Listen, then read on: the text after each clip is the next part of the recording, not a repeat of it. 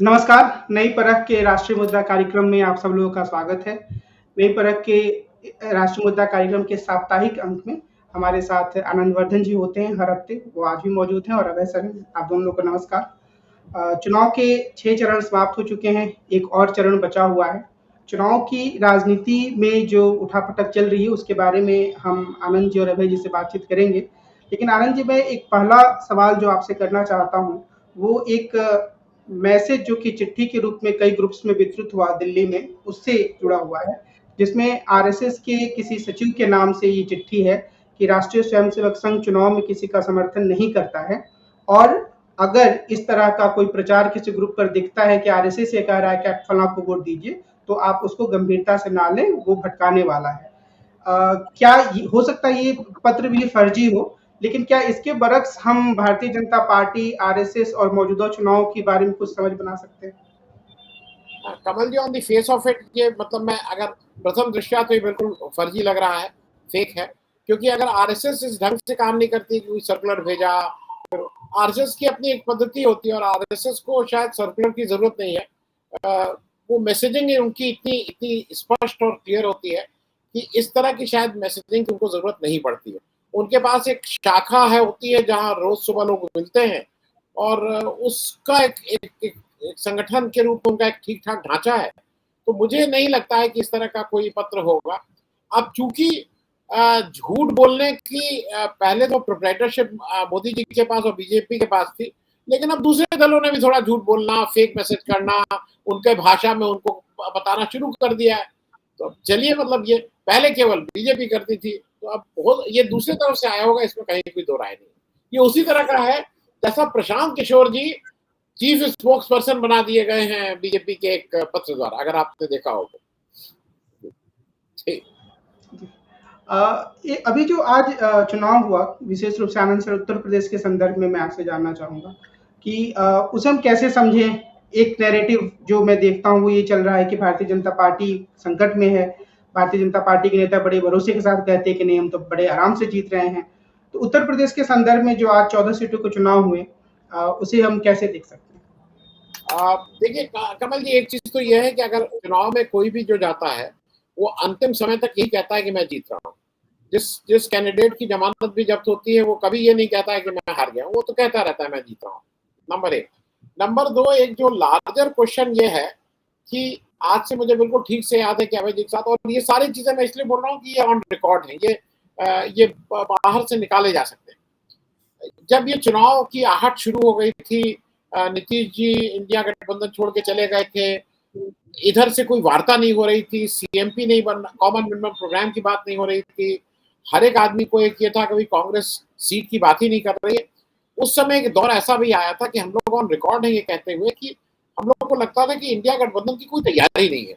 और उत्तर प्रदेश में जो 62+2 64 सीटें जो पिछली बार बीजेपी और एनडीए की आई थी, वो हम लोग ये मानने लगे थे कि कहीं ये बढ़ के 70-75 ना हो जाए, इस तरह की आशंका थी और ऑन रिकॉर्ड है। लेकिन उसके बाद कुछ ऐसा हुआ जो मुझे लगता है कि वो जनता कर रही है, वो उसकी ठीक है, राहुल गांधी एक अच्छा उनको नेतृत्व मिल गया, इंडिया गठबंधन उनको एक ऐसा माध्यम मिल गया जिसको वो वोट दे सकते हैं, वो सारी चीजें अपनी जगह हैं। जो 3-4 चीजें जो मुझे लग रहा है कि 19 अप्रैल में जो जिस दिन पहले दिन वोट पड़ा और आज जब हम लोग 25 तारीख को बैठ के समीक्षा कर रहे हैं छठे दौर की, इस बीच बहुत पानी बहा। और अगर आप इनिशियल सीटें लीजिए जो सहारनपुर, कैराना, रामपुर, पीलीभीत की सीटें हो रही थी, वहां पे मुझे ऐसा लगता है कि वहां पे कैंडिडेट्स बहुत स्ट्रांग थे और वहां पे कोई भी ऐसा कैंडिडेट नहीं था। कोई सिटिंग एमपी था तो कोई सिटिंग एमपी, अब मुरादाबाद में जैसे एसटी हसन को हटा के प्रिया जो जो भी वहां थे, रुचि वीरा, वो बगल से आंवला से उससे पहले 4.5 लाख जीती हुई थी, तो अरे हारी हुई थी 4.5 लाख वोट पाके सपा के। तो वहां पे मैं ये कह रहा हूँ कि वहां पे चुनाव बराबर का था, कैंडिडेट बहुत अच्छे अच्छे थे और जिसकी वजह से इंडिया गठबंधन कहीं उसमें आ गया था, फाइट में आ गया था। लेकिन अब मैं ईमानदारी से ये सार्वजनिक रूप से कह सकता हूं कि कैंडिडेट अब कोई देख ही नहीं रहा है। जैसे 2019 में मोदी जी दिखाई पड़ रहे थे, कौन कैंडिडेट है क्या होगा, इससे किसी का कोई लेना देना नहीं था। कमोबेश वैसी स्थिति 5 फेज के चुनाव के बाद छठे और 7वें फेज में अब ये आ गई है कि कहीं कोई इंडिया गठबंधन को वोट देना है, इट एंड्स देयर। उसके बाद वो कौन है, क्या है, किस जात का है, अच्छा है, बुरा है, ये सब चीजें सेकेंडरी हो गई और ये रोज हवा बढ़ती जा रही है, रोज बढ़ती जा रही है। इसमें तमाम लोगों से आज सुबह मतलब कई जगह से मेरे पास फोन आ रहे हैं, बात हो रही है, गांव से मेरे फोन आ रहा है। मैं जिस जिले से आता हूँ वहां पे जो कांग्रेस के कैंडिडेट थे वो बहुत टेंटेटिव थे, मतलब ये था कि अरे मतलब ठीक है, एक टोकन है, खड़े हो गए हैं। लेकिन आज ये सर्व लोगों का कहना है कि वो चुनाव जीत रहे हैं, उसको उनको कोई जीतने से रोक नहीं पाएगा।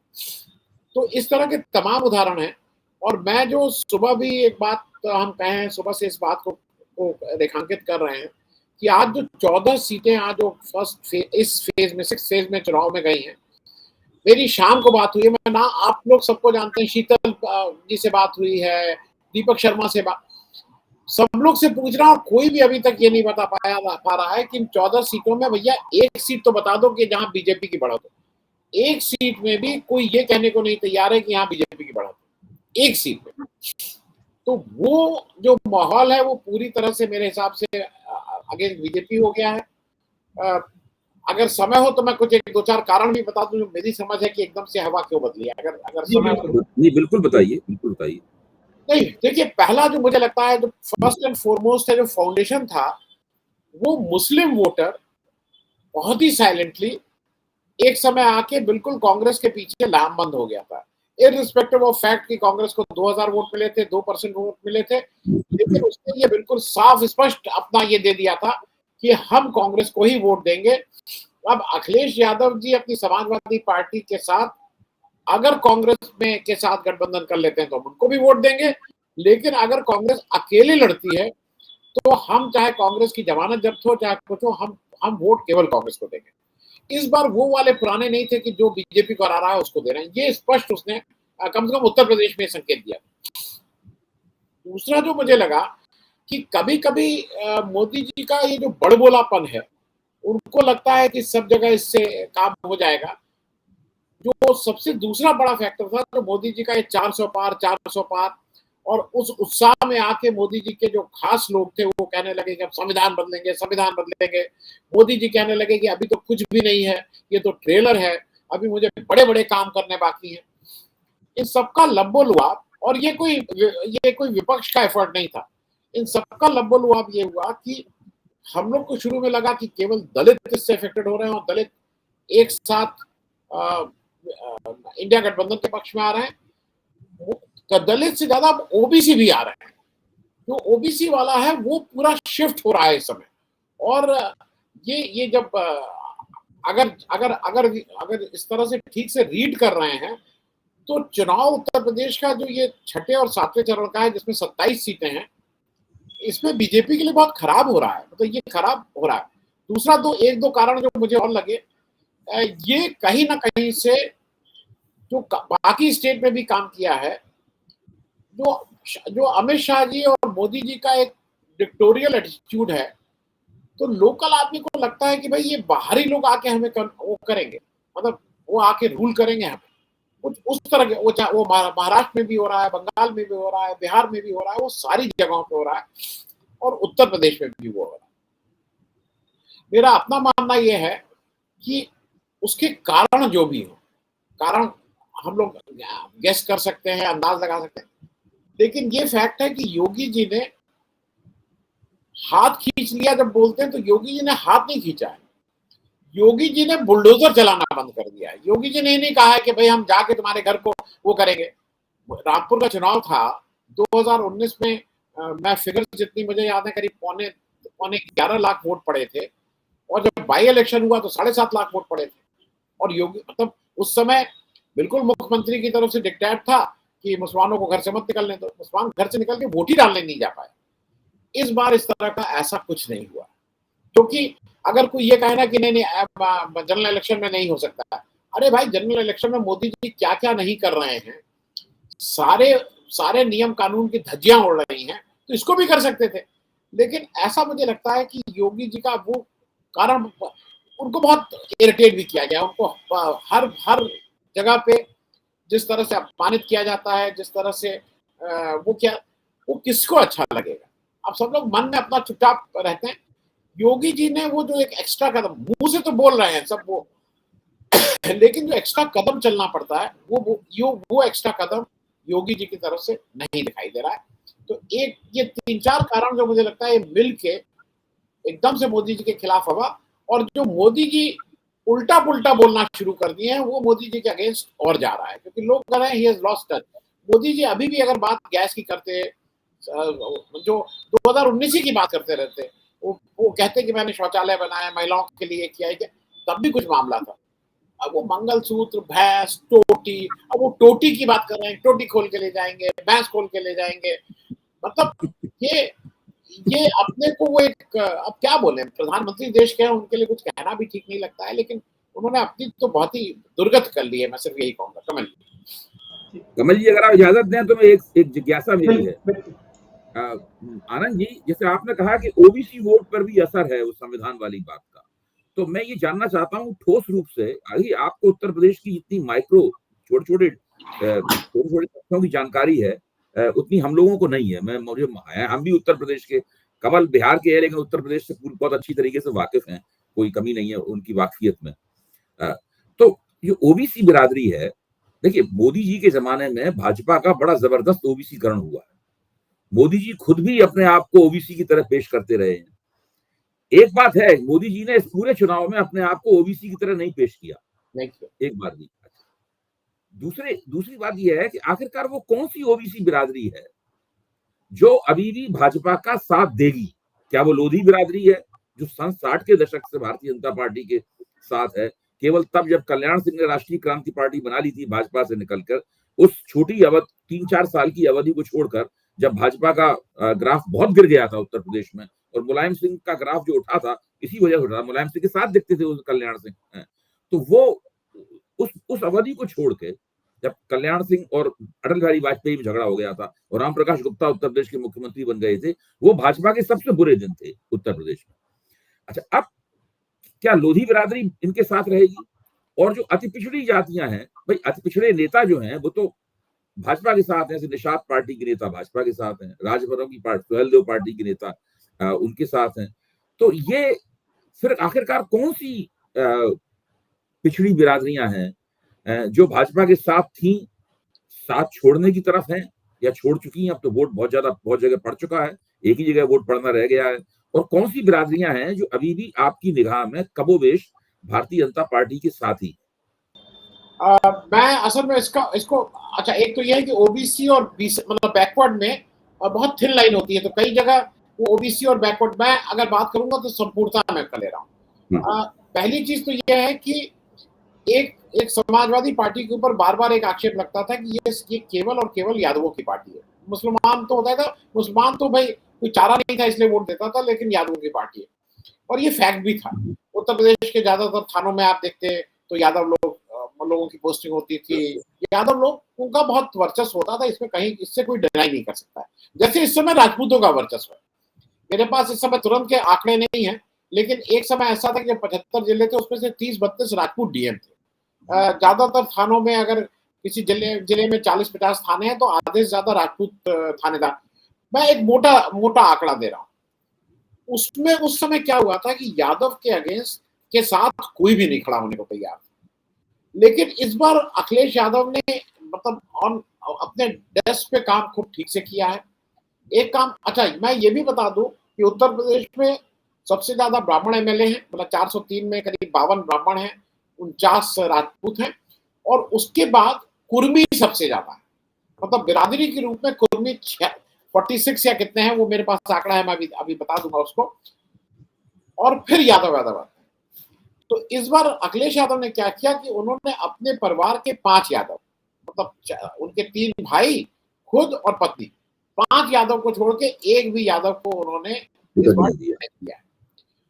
लेकिन यादवों को भी ये लगता है कि भाई इस बार का मामला ऐसा है कि इसमें चू मत करो। एक भी कहीं से ये बात नहीं आई कि ये आपने इनको क्यों दिया और क्यों नहीं दिया, एक जगह से भी नहीं आया। और मुझे उसकी जगह इन्होंने क्या किया, मेरी सूचना के अनुसार 13, लेकिन कुछ लोग कहते हैं 12, 12 कुर्मियों को इन्होंने टिकट दिया है। और कुर्मी बिरादरी सबसे मजबूत रीढ़ की हड्डी हुआ करती थी बीजेपी की। जैसे मैं जिस जिले से आता हूं, वहां पे एक पंकज चौधरी हैं जो 5-6 बार के एमपी हैं, केंद्र में मंत्री हैं, और जिला पंचायत, मतलब जिला पंचायत का बजट साल का 40 से 50 करोड़ रुपया होता है। उस जिला पंचायत पे उनका पिछले करीब 25 वर्षों से दबदबा कायम है, क्योंकि वो इस बुरी तरह से पैसा बांटते हैं। उस पंकज चौधरी को एक वीरेंद्र चौधरी, जो कांग्रेस पार्टी से 2 ही विधायक हुए थे, प्रमोद तिवारी जी की लड़की थी और दूसरे हमारे यहाँ से, उनको टिकट दिया गया है। और वो छोटे चौधरी, मतलब छोटे चौधरी इन द सेंस कि भाई वो पंकज चौधरी इतने पुराने हैं, उनके सामने ये उनको इस बार हराने जा रहे हैं। तो जो कुर्मियों को अगर आप 13 सीटें दे रहे हैं तो कुर्मी क्यों नहीं वोट देगा? नरेश उत्तम पटेल, जिनका नाम भी कोई नहीं जानता था, लेकिन वो नरेश उत्तम पटेल बढ़िया फतेहपुर से इलेक्शन लड़े हैं और वो जीते। मतलब अगर आप एक किनारे से चलिएगा तो जितने कुर्मी कैंडिडेट्स हैं वो इररिस्पेक्टिव 12-13 इन्होंने दिए हैं। कांग्रेस ने भी 2-3 तो दिए ही, उनकी बेनी बाबू की पत्नी को दिया है, मैं तुरंत नाम वीरेंद्र चौधरी को दिया है। मैं मतलब कुल मिला के 16-17 अगर कुर्मी कैंडिडेट है तो कुर्मी क्यों नहीं लामबंद होगा इनके पीछे? एक दूसरी, एक जो बिरादरी अभय जी आप कह रहे थे, ये जो निषाद हैं, मेनका गांधी को रामभुआल निषाद हराने जा रहे हैं। निषादों में भी क्या है ना कि हम लोगों को नहीं पता था, संजय निषाद वाली जो, या इन लोगों में कुछ 20-22 तरह की कैटेगरीज है। हम लोग तो कहार जानते थे, तो कहार, निषाद, ये सारे जो घर में पानी भरते थे हम लोग, तो उनके 20-22 वो लेयर हैं। सहानी, ये सब उसी सब मतलब निषाद की सब कास्ट में आते हैं। हुआ क्या कि गोरखपुर के एक ट्रेडिशनली मोदी जी और योगी जी के अगेंस्ट यमुना निषाद, गंगा निषाद 2 भाई थे, वो लोग लड़ते थे। योगी जी के जो बहुत बड़े क्रिटिक थे, जो लगातार गाली देता था, वो उसका नाम था संजय निषाद, जिसके लड़के ने बाई इलेक्शन में, प्रवीण निषाद ने, योगी जी की सीट जब खाली हुई तो वहां सपा के टिकट पे वो जीत भी गया। उसको अमित शाह जी ले आए भाजपा में तोड़ फोड़ करके, और उनका एक ही काम है, जब वो जिस दिन योगी जी को गाली देते थे, एक स्पेशल प्लेन आएगा, उनको दिल्ली में ले जाके चाय पिलाई जाएगी, वो फोटो खींचेगी, यहाँ फोटो निकलेगी। तो ये जो लगातार योगी जी को चढ़ाने का काम वो करते रहते हैं, भाई आप इस तरह का काम क्यों करेंगे? तो संजय निषाद का केवल काम चढ़ाना था। संजय निषाद की दुर्गति ये हो गई है कि उनके लड़के खलीलाबाद से, जो उसका नाम अब संत कलील नगर हो गया, पुराना नाम खलीलाबाद था, वहां से वो सांसद है। ये भाई साहब संजय, उनके पिताजी मंत्री हैं, अभी जबरदस्ती मंत्री बनवाए गए, मंत्री योगी बना नहीं रहे थे, और ये बारात में गए, तू मैं हो गई, इनकी पिटाई हुई, मंत्री जी के अपने लड़के के क्षेत्र में पिटाई हुई, और मंत्री जी ने जाके एफआईआर लिखाई कि मेरी पिटाई हुई है। मैं नहीं बोल रहा हूँ, मंत्री जी कह रहे हैं मेरी पिटाई हुई। तो मतलब मैंने बहुत नेताओं को देखा है, लेकिन नेता की उसी के क्षेत्र में पिटाई हो जाए, इसका मतलब वो क्या नेता और उसका कितना हुआ है।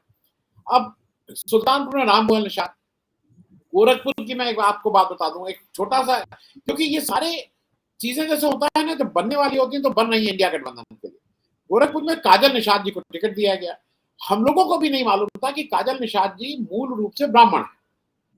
अब काजल निषाद को जब ये आ गए रवि किशन जी की, हम लोगों के यहाँ ईस्टर्न यूपी में मामखोर के शुक्ल जी बोले जाते हैं, जो अपने को कहते हैं कि मैं हायरकी में सबसे ऊपर हूँ। शुक्ल जी का कहना है कि मैं हायरकी में सबसे ऊपर। तो शुक्ल जी के सामने वो खड़ी हो गई, उसने कहा मैं भी ब्राह्मण। ये कौन से ब्राह्मण? ये तो मैं शादी करके आऊं, मैं बहू हूं यहाँ की, और मैं भी ब्राह्मण हूं। और इसमें आग में घी का काम क्या किया, ये जग जाहिर है कि हरिशंकर तिवारी और योगी जी के बीच का एक, जिसको वहां की भाषा में हरिशंकर तिवारी के घर को हाता बोलते हैं, इसको मंदिर बोलते हैं। तो मंदिर और हाता की ट्रेडिशनल पिछले 40, 50, 60, 70 साल की लड़ाई है। वो एक कश्मकश होती रहती है। योगी जी ने उनका छापा भी मरवाया, सब ठीक है, वो दोनों तरफ से। वहां पे हरिशंकर तिवारी मर गए हैं। कुशल तिवारी को टिकट मिला गया डुमरियागंज से। डुमरियागंज योगी जी गए भी थे। अब गोरखपुर में निषाद तो लामबंद हो ही रहे हैं, वहां पे मुसलमान अच्छी तादाद में, मुसलमान लामबंद हो रहे हैं, यादवों की अच्छी तादाद है वो।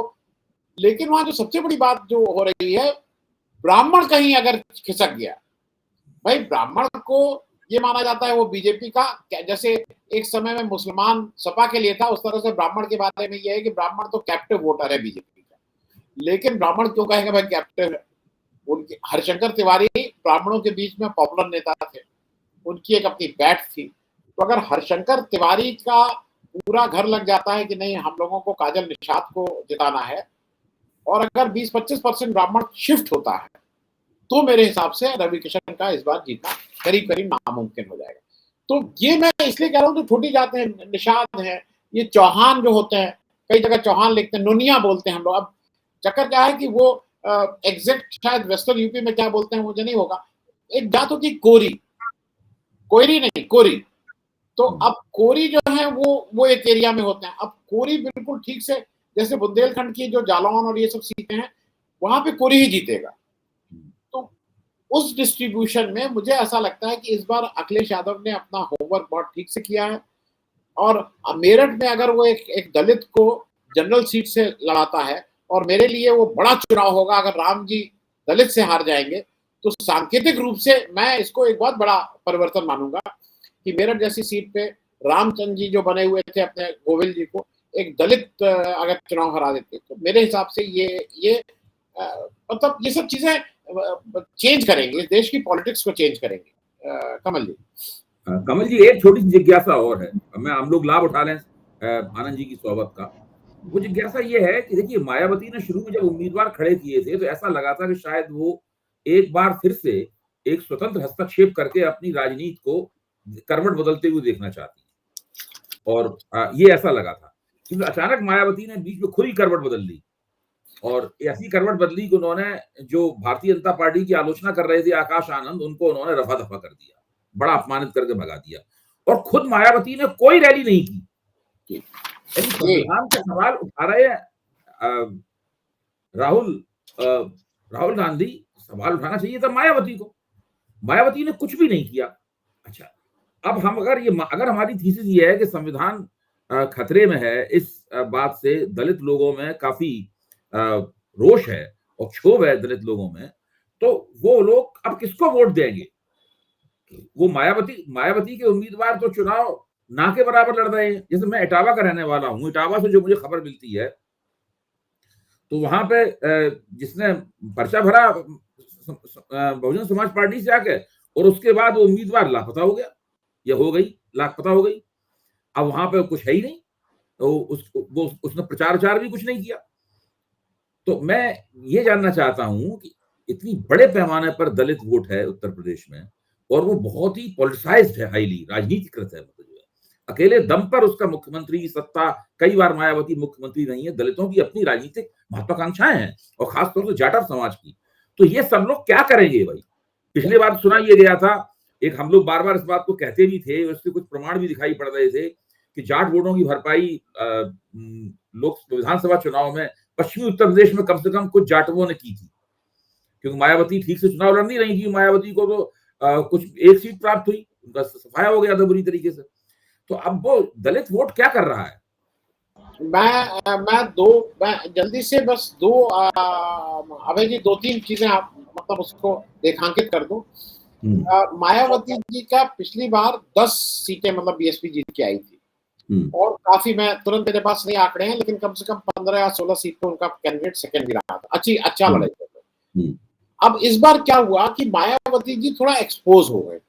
एक्सपोज ये हुई कि पहले ये कयास लगाया जाता था कि AIMIM जो है वो जहां लड़ता है तो बीजेपी का फायदा हो जाता है, बीएसपी जहां लड़ती है तो बीजेपी का फायदा हो जाता है, और लोग इनको बी टीम बोलते थे। लेकिन इस बार मायावती जी ने जिस तरह से एक पहले जब थ्योरम लगाते थे तो नीचे QED लिखते थे, मतलब दैट इज वो हिंदी में बोलते हैं QED को इति सिद्धम। हाँ, इति सिद्धम। तो उन्होंने इति सिद्धम कर दिया। और उसके मैं 2-3 उदाहरण दे दूं। आकाश आनंद उनका सगा भतीजा था, कोई बाहर से आयातित आदमी नहीं था, उन्होंने ही उसको वहां पे पहुंचाया था। आकाश आनंद, अब लोग कह रहे हैं मेरे हिसाब से अच्छा बुरा क्या, मतलब ठीक से जो आकाश आनंद थे भाई, उनका टोटल क्वालिफिकेशन ये थी कि वो मायावती जी के भतीजे थे। अब अगर आकाश आनंद लखीमपुर में जाके एक कोई भाषण देते हैं जिसमें वो बीजेपी के ऊपर भी आक्रमण करते हैं, तो मेरे हिसाब से अगर बीजेपी के साथ आप मिले भी हो तो ये ठीक स्ट्रेटेजी होती है कि सार्वजनिक रूप से आप बीजेपी को अटैक करते रहिए। गुस्सा ये हुआ कि उस पर अमित शाह जी को गुस्सा आ गया, उन्होंने मायावती जी से कहा कि इनको पहले आप हटाइए, मतलब ये प्री कंडीशन हो गई। तो मायावती जी को अंडर ड्यूरेस अपने सगे भतीजे को वहां से हटाना पड़ा और कहना पड़ा कि उन्होंने जो बोला था वो गलत बोला था, वो अभी परिपक्व नहीं है। तो क्या 28 साल की उम्र में परिपक्व नहीं हो, 100 साल की उम्र में हो जाएंगे? मोदी जी अभी जो 73 साल की उम्र में मुजरा और क्या क्या की बातें कर रहे हैं, तो क्या परिपक्व आदमी ये बातें करता है?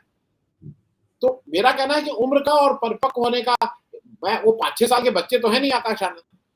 दूसरा उदाहरण उन्होंने सिद्ध ये किया कि आजमगढ़ में शुरू में उन्होंने भीम राजभर को टिकट दिया था। भीम राजभर एक समय उनकी पार्टी के अध्यक्ष भी हुआ करते थे।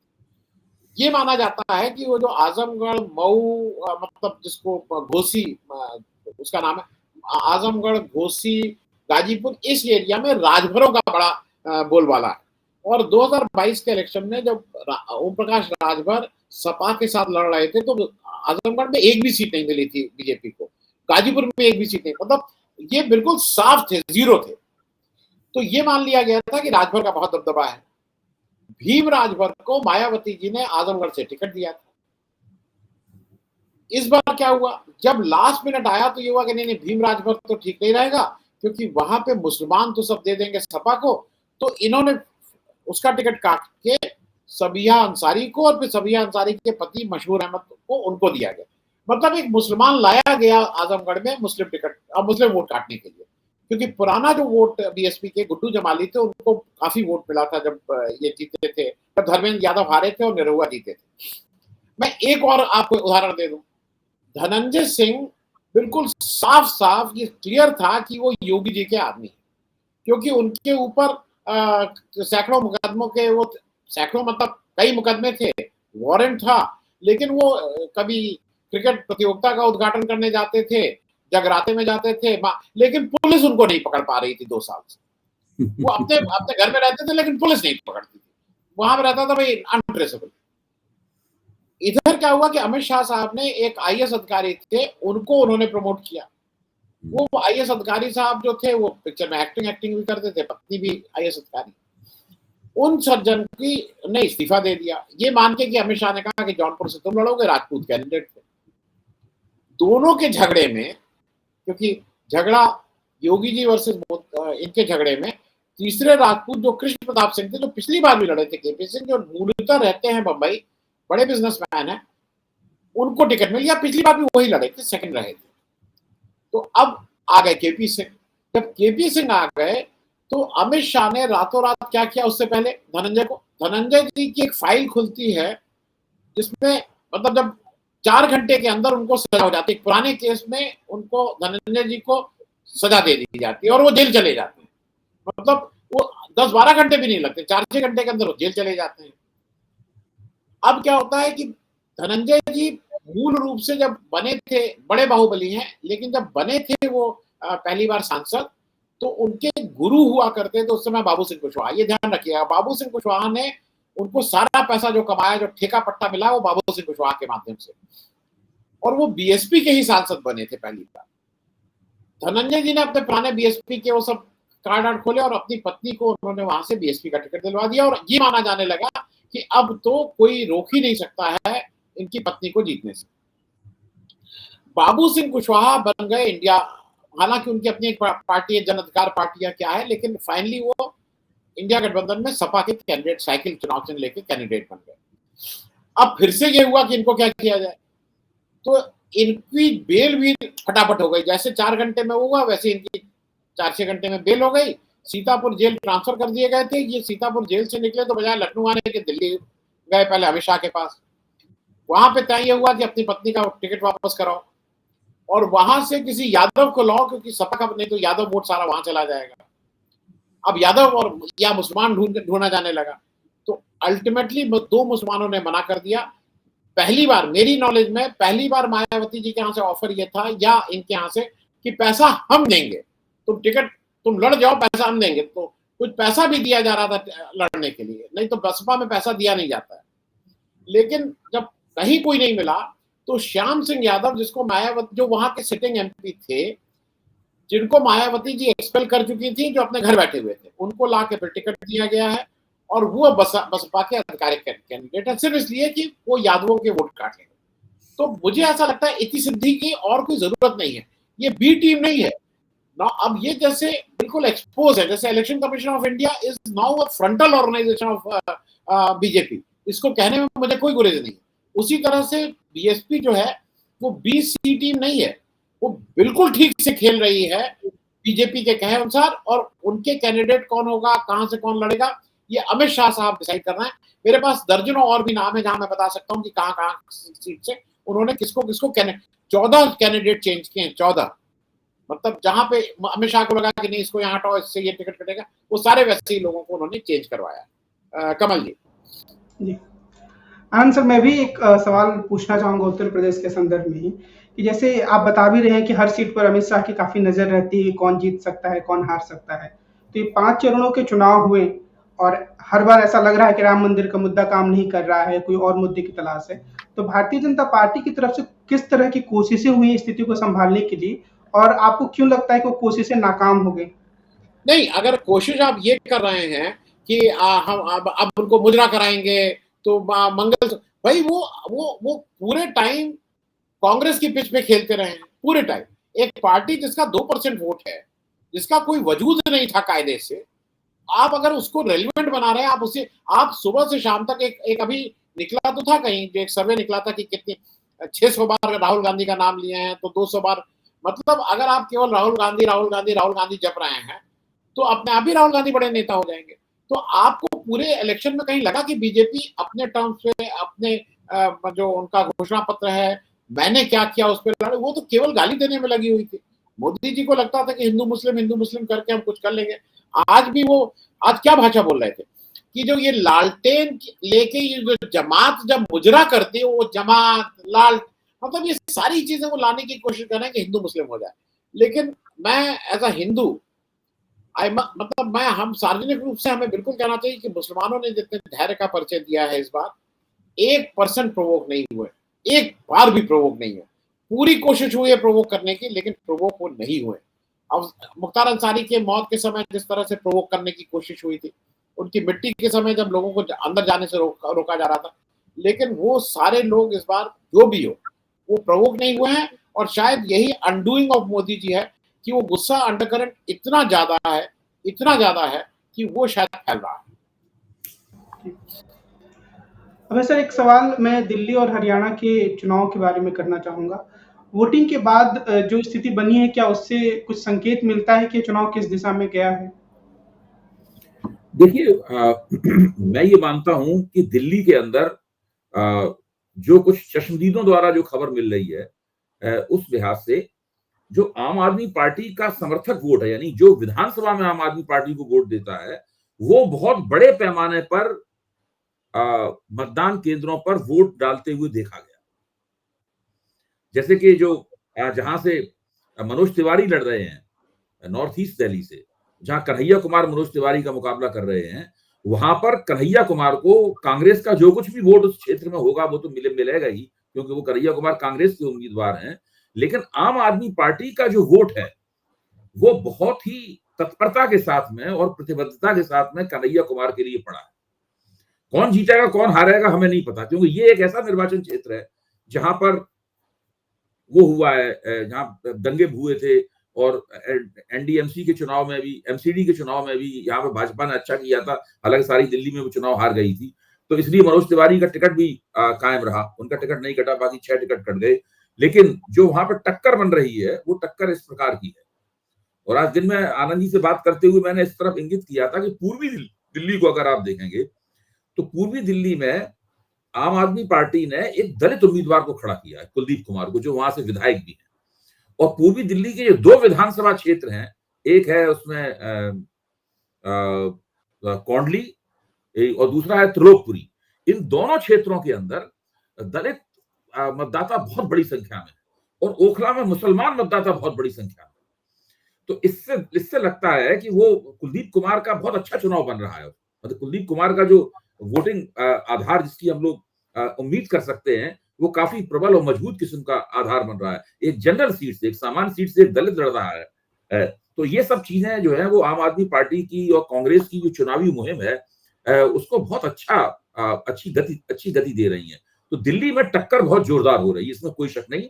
पहली बार 2014 और 19 के बाद में एक तो गठजोड़ का सामना करना पड़ रहा है भाजपा को, दूसरे इसकी वजह से जो अल्पसंख्यक वोट बढ़ जाया करता था, जैसे अभी कहा आनंद जी ने, अगर सही समझौता नहीं होता आम आदमी पार्टी के पास तो बहुत बड़े पैमाने पर वोट कांग्रेस की तरफ जाता, और आम आदमी पार्टी 2019 के चुनाव में भी तीसरे नंबर पर चली गई थी। तो बिल्कुल भाजपा को बहुत आगे बढ़ने का मौका मिलता। ये सारे मौके भाजपा से वहां तकरीबन दिल्ली में छिन गए हैं। तो दिल्ली के अंदर जो टक्कर हो रही है वो बहुत जबरदस्त टक्कर है। मैं मानता हूँ रामवीर सिंह विधूड़ी के खिलाफ सही राम पहलवान बहुत अच्छा चुनाव लड़ रहे हैं, छोटा मोटा नहीं, बहुत जबरदस्त किस्म का चुनाव लड़ रहे हैं। महाबल मिश्रा बहुत मजबूत प्रत्याशी साबित हो रहे हैं अपने क्षेत्र में। तो दिल्ली में बहुत जबरदस्त होता। और हरियाणा एक ऐसा प्रांत है, मैं ये मानता हूं, पहले इस बात समझ में नहीं आ रही थी कि हम मानते थे कि बिहार, कर्नाटक और महाराष्ट्र ये तीन भाजपा के लिए गड्ढे हो सकते हैं। हरियाणा सबसे बड़ा गड्ढा साबित हो सकता है भाजपा। हरियाणा में भाजपा की बहुत बुरी हालत है। और अब ये इस बात का देखिए, आप विधानसभा चुनाव जब नेता नहीं बनाते हैं स्थानीय स्तर पर, तो आपको विधानसभा चुनाव में नुकसान होता है। माना जाता है कि भाई केंद्रीय स्तर पर तो मोदी जी नेता है और नेता की कोई जरूरत नहीं है। लेकिन आखिरकार मोदी जी चुनाव लड़ने के लिए और जब चुनाव स्थानीय हो जाता है, विकेंद्रीकरण हो जाता है चुनाव का, तब स्थानीय नेता की जरूरत पड़ती है। हरियाणा में भाजपा के पास नेता ही नहीं है कोई। भूपेंद्र सिंह हुड्डा का कोई मुकाबला ही नहीं कर सकता है नेतृत्व देने के मामले में।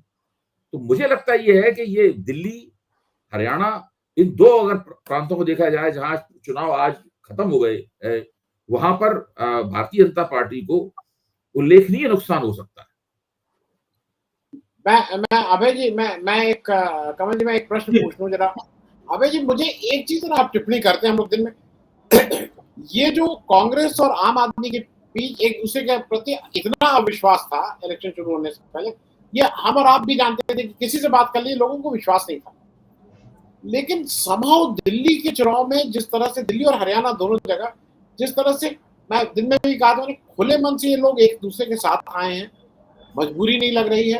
कन्हैया कुमार जिनका बहुत ज्यादा इफ एंड बट था, उनके लिए जाके वोट मांगना, मैं इस पे भी क्यों ऐसा हुआ? नहीं, देखिए, इस जो विपक्ष में जो कुछ भी एकता दिखाई पड़ रही है, इस एकता को कराने में एक नकारात्मक शक्ति का भी अपना योगदान है, नरेंद्र मोदी का।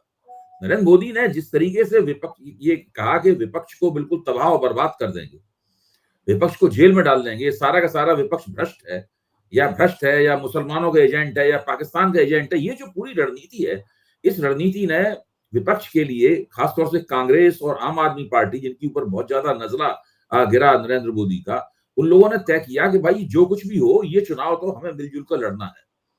मुझे तो लगता है कि हालांकि विधानसभा चुनाव में आम आदमी पार्टी बहुत शक्तिशाली है और उसने कांग्रेस को पिछले 2 चुनावों से एक सीट नहीं जीतने दी है, लेकिन मुझे लगता है कहीं ऐसा ना हो कि लोकसभा चुनाव के बाद विधानसभा चुनाव में भी इन दोनों पार्टियों के बीच में एक समझदारी बन जाए। उसमें क्या होगा मैं नहीं कह सकता, क्योंकि जिस तरह मिलकर लड़ रहे हैं तो जाहिर है अगर जीत गए तो केंद्र में मिलकर सरकार भी बनाएंगे।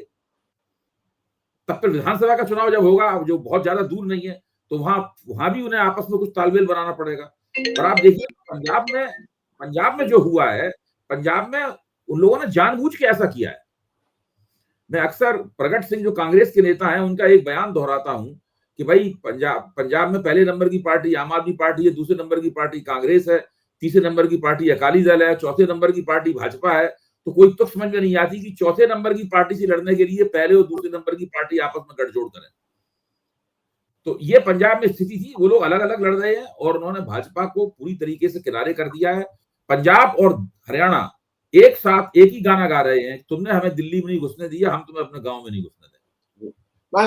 मैं कमल जी, एक प्रश्न और है, क्योंकि वो हरियाणा का है और मैं इसलिए कह रहा हूँ, हरियाणा में अभय जी इस समय अल्पमत की सरकार है और वहां पे ना कांग्रेस की तरफ से कोई इस तरह का प्रयास हुआ, ना आम आदमी पार्टी की तरफ से।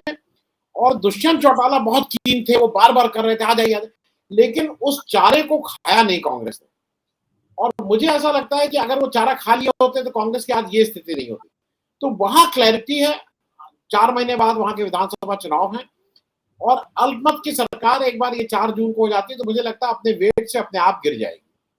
अभय जी। देखिए, दुष्यंत चौटाला इस वक्त हरियाणा की राजनीति के सबसे बड़े ढक्कन है।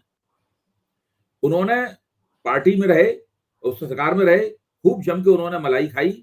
उसके बाद में भाजपा के साथ में मिलके बातचीत करके एक योजना पूर्वक वो अलग हुए और उनकी पहले दिन ही भूपेंद्र सिंह हुड्डा ने उनकी पोल खोल दी। पहले जिस दिन ये अलग हुए तो उसी दिन कह दिया था कि ये तो जाटों के वोट काटने के लिए हथकंडा इस्तेमाल किया गया है। आज जाटों में दुष्यंत चौटाला की कोई साख नहीं है, एक जाट वोट नहीं उनको प्राप्त होगा पूरे। बिल्कुल उनकी राजनीति बुरी तरीके से खत्म हो जाएगी।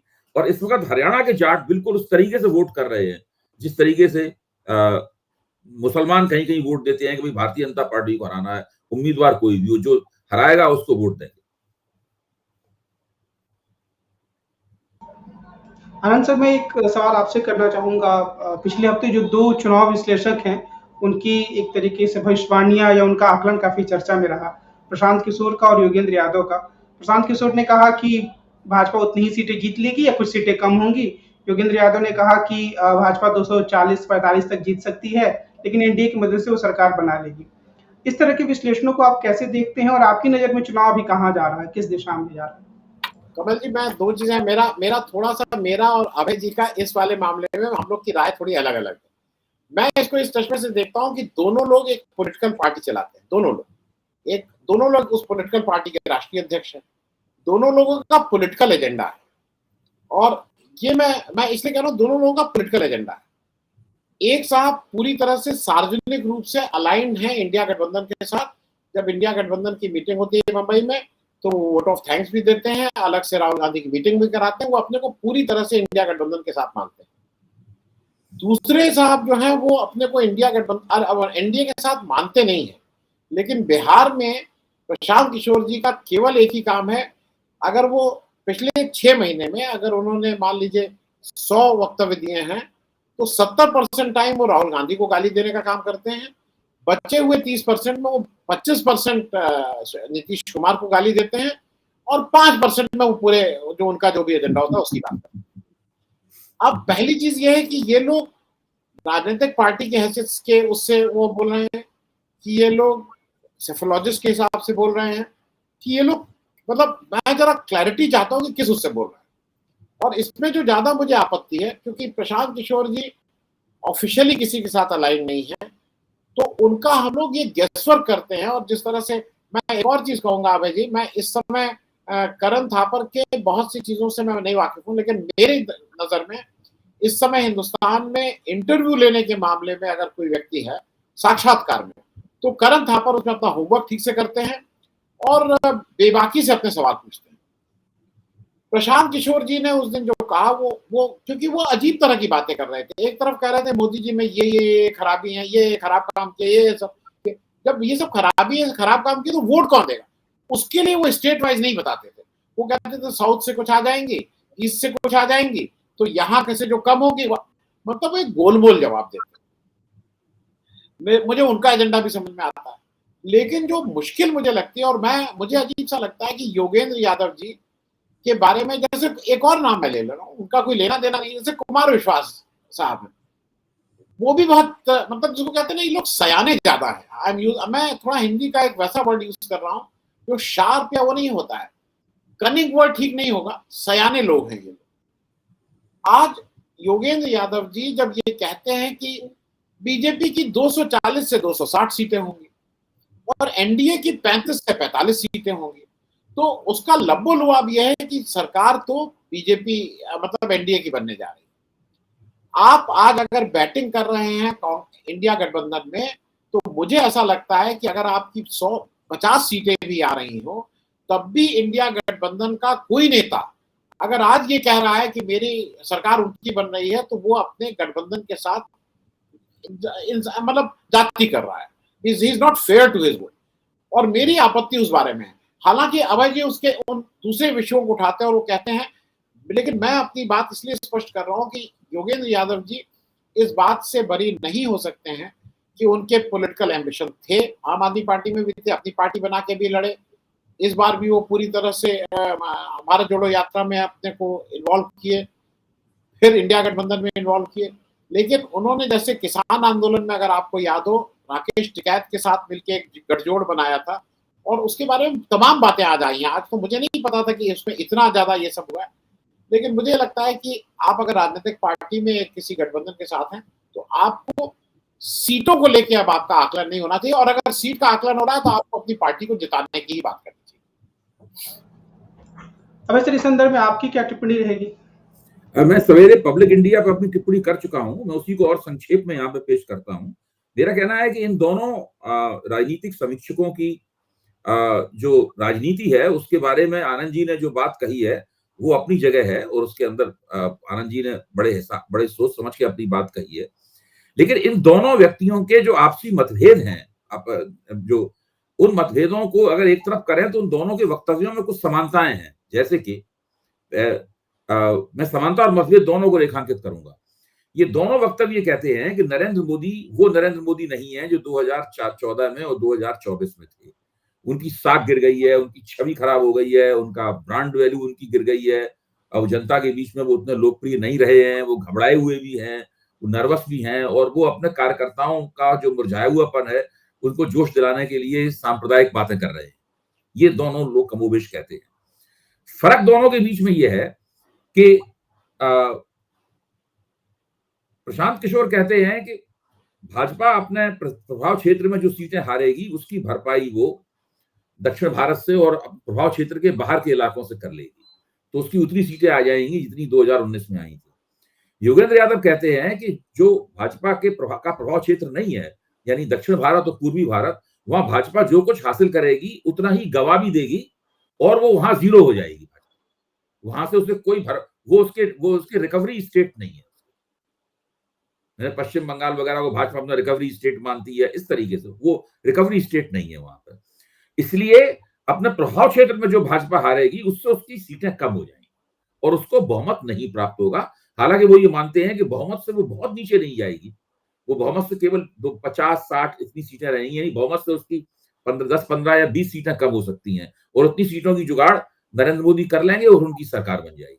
ये दोनों के बीच में फर्क है विश्लेषण के लिहाज से। हालांकि योगेंद्र यादव जहां तक मैंने सुना वो ये भी कहते हैं कि मेरा कंजर्वेटिव आकलन है, मतलब बहुत ही कम करके आंक रहा हूँ, नीचे भी और नीचे जा सकते हैं बिहार उत्तर प्रदेश में। जी आनंद सर, और कोई बात अगर आपके मन में सवाल हो या अभय सर आपके मन में सवाल हो दूसरे से करने के लिए? नहीं, आज हम लोगों ने अच्छी बात यह है कि आज हम लोगों ने उत्तर प्रदेश की राजनीति के ऊपर जो माइक्रो डिटेल्स होते हैं उनके बारे में चर्चा की। वरना क्या होता है, हम लोग बड़ी तस्वीर का चित्र बनाते रहते हैं, लेकिन छोटी तस्वीर जो है उसकी समझ में लोगों की समझ में आनी चाहिए कि भाई उत्तर प्रदेश में जो जमीन बदली है उस जमीन बदलने के पीछे के बुनियादी कारण क्या है। भाई चुनाव जातियों के समीकरण होते हैं, उसमें से क्या टूट रहा है, क्या जुड़ रहा है, इन सब पे बहुत आधारित होता है, और इतने सारे फैक्टर होते हैं चुनाव जिताने हराने में कि सब एक साथ निगाह में भी नहीं आते। तो आनंद जी की निगाह में बहुत फैक्टर है, इसीलिए मैंने सोचा कि उनकी सोहबत का हम लोग फायदा उठाएं और नई परख से जुड़े हुए जो हमारे श्रोता हैं उनके सामने एक तस्वीर जाए। उत्तर प्रदेश में भाजपा इतना जबरदस्त रूप से चुनाव जीतने जा रही थी, वहां आज वो इस हालत में है कि बहुत से लोग ये तक कहने लगे हैं कि वहां आधा आधा हो जाएगा। मैं अभय जी एक चीज मैं और कह दूं, मतलब मुझे ऐसा लगता है हरदम कि इस बार का चुनाव, मैं केवल चुनाव के मुद्दों की बात कर रहा हूँ। एक तरफ कोई कह रहा है कि भाई 30 लाख नौकरी देंगे और उसका टाइम टेबल दे रहा है, एक तरफ कह रहा है कि 1 लाख रुपया वो एक जो बीपीएल मतलब गरीब परिवार है उनकी महिलाओं को दिया जाएगा, एमएसपी की बात कर रहा है, मनरेगा के वो और दूसरी तरफ एक आदमी कह रहा है कि हम आपको आगे ले जाएंगे और बढ़ाएंगे, 1000 साल का आपको रोड मैप देंगे, 200।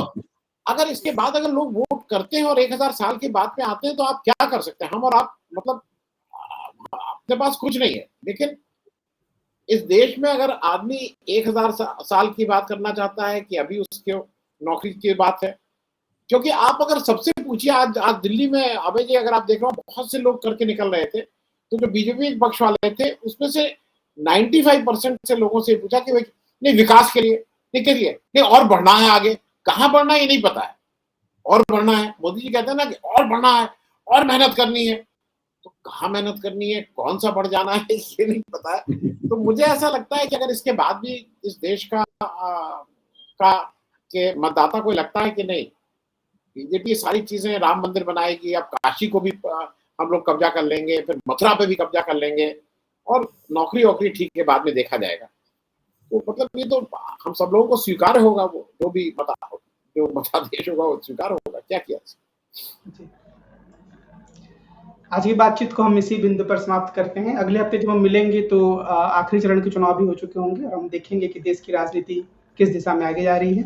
अभय सर और आनंद सर, आप दोनों लोगों को आज की बातचीत के लिए बहुत धन्यवाद। नमस्कार। बहुत बहुत धन्यवाद।